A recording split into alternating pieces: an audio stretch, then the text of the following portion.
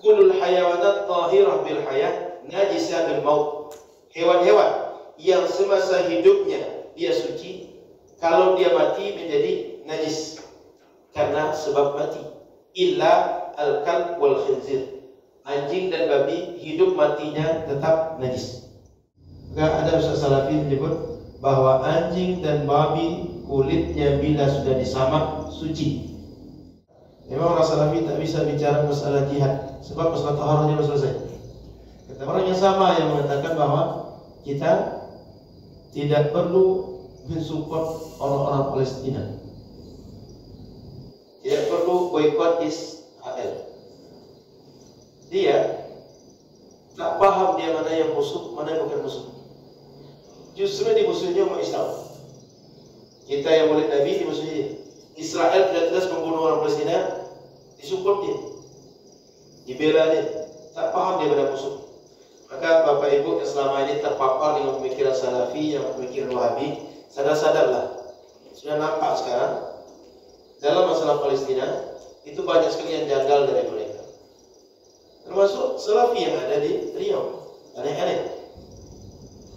Maka sadarlah segera sebelum nanti terlanjur, terlanjur buncit. Maka saya ulang, yang sudah terpapar dengan Salafi Wahabi segera tersadar sebelum sulit untuk lepas. Kalau sulit terlepas, mati dengan itu. Takut-takutnya salah alamat ketika dia lahat nanti. Orang semuanya pada rahmat Allah, ini kepada laknat dari Allah.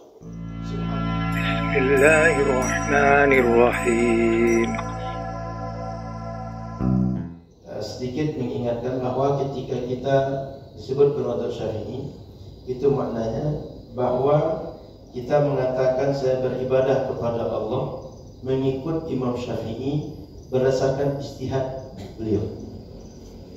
Artinya kita tidak mengikut orang yang tidak berilmu, tapi Imam Syafi'i itu nasir sunnah, seorang yang digelari dengan penolong sunnah, pembela sunnah dan ahli hadis. Sehingga kita beramal itu berdasarkan dalil Al-Quran dan Sunnah yang dikaji oleh Imam Syafi'i. Orang hebat, diakui oleh para ulama. Kemudian, kenapa kita mengikut para ulama mazhab? Di antara alasannya, pertama, para ahli ilmu mengikut mereka sejak dahulu. Para ulama mengikut ulama-ulama mazhab. Artinya orang tahu mengikut mereka. Orang yang tidak tahu mestinya jangan ikuti saja bagaimana orang yang tahu, supaya kita tidak bingung menentukan sikap. Yang kedua, setiap masalah fikih atau permasalahan yang mereka bahas itu kalau kita buka kitab lebih besar akan jumpa dalil setiap masalahnya. Karena kita belajar kitab yang kecil, memang yang kecil itu tujuannya untuk para pemula, untuk menggambarkan masalah-masalah, bukan untuk menjadi pakar di situ. Maka setiap masalah ada dalilnya. Cuma kita tidak sampai pada kitab-kitab yang hidup, maka tak sampai kepada dalil pengkajian kita. Lagian kalau dibawa kepada pengkajian dalil, takutnya kita tak kuat. Kenapa? Instrumen kita nggak pernah belajar. Jadi perlu belajar instrumennya baru bisa mengkaji dalil. Maka bagi orang awam, dalil itu tak berguna. Kenapa tak berguna? Dia tak bisa menggunakan. Sama macam anak kecil dikasih obeng, dikasih dia tang itu banyak guna. Kunci Inggris banyak guna. Tapi kalau dikasih pada orang ngerti, kalau orang tak ngerti, tak guna.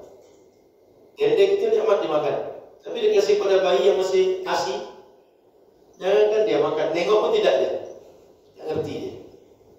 Kira-kira begitu. Dalil itu bagi orang ngerti bergunanya banyak. Bagi orang tak ngerti, tak manfaat apapun. Bukan karena dalil masalah, Pak. Orangnya masalah.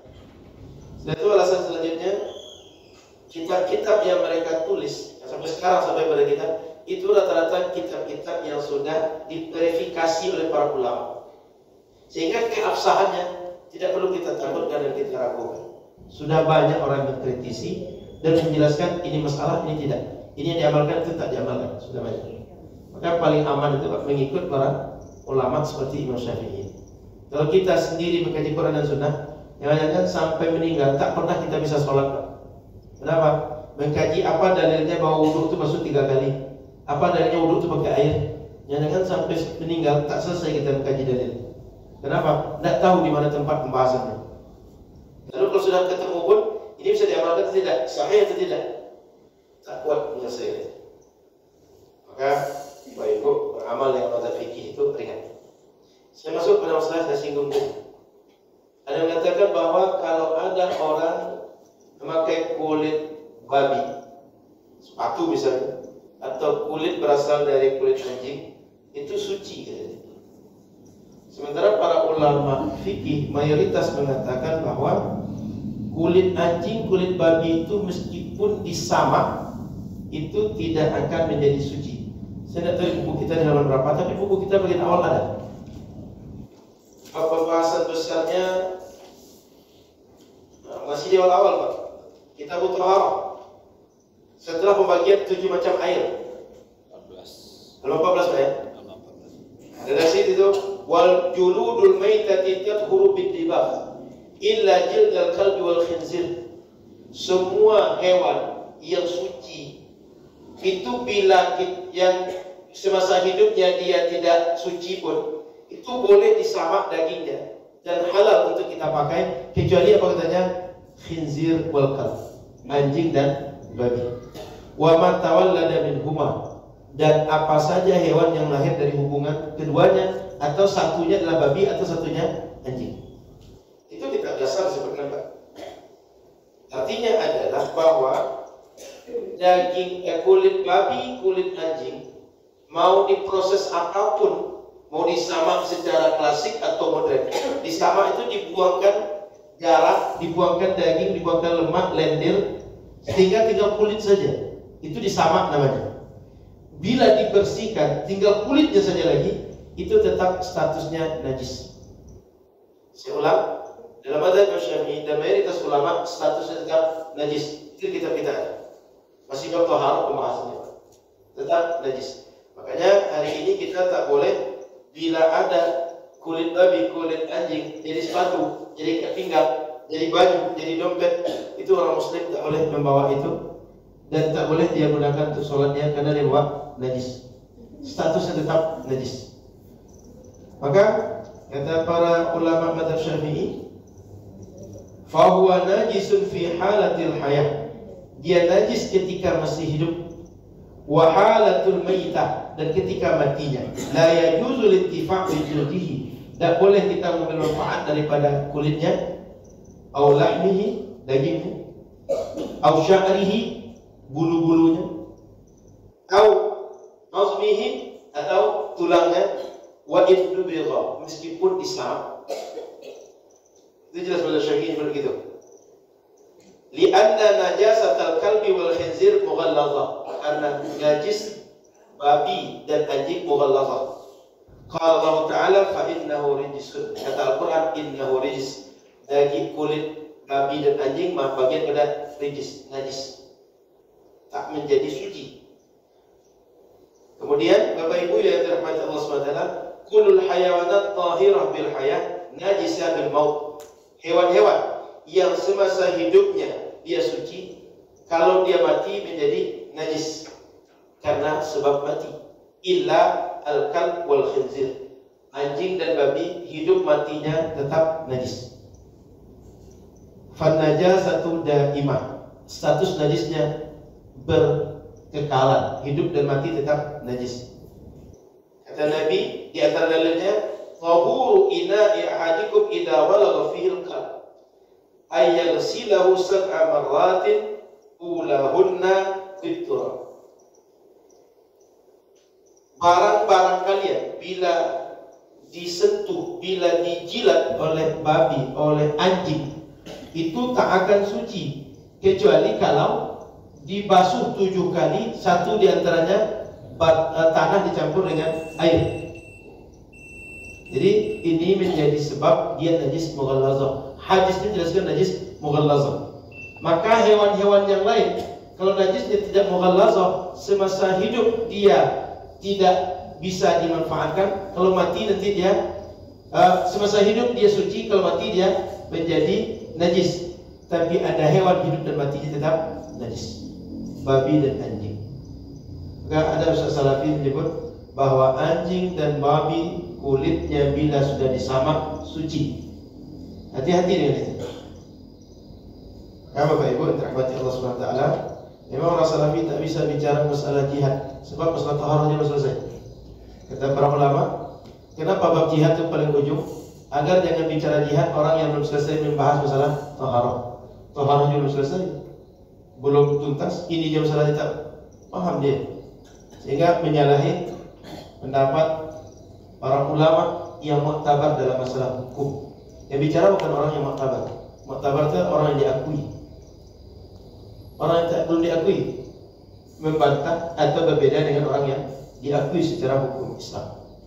Orang yang sama yang mengatakan bahwa kita tidak perlu mensupport orang-orang Palestina, tidak perlu boikot Israel.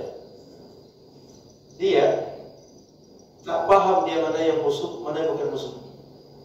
Justru di musuhnya umat Islam. Kita yang murid Nabi dimusuhi dia.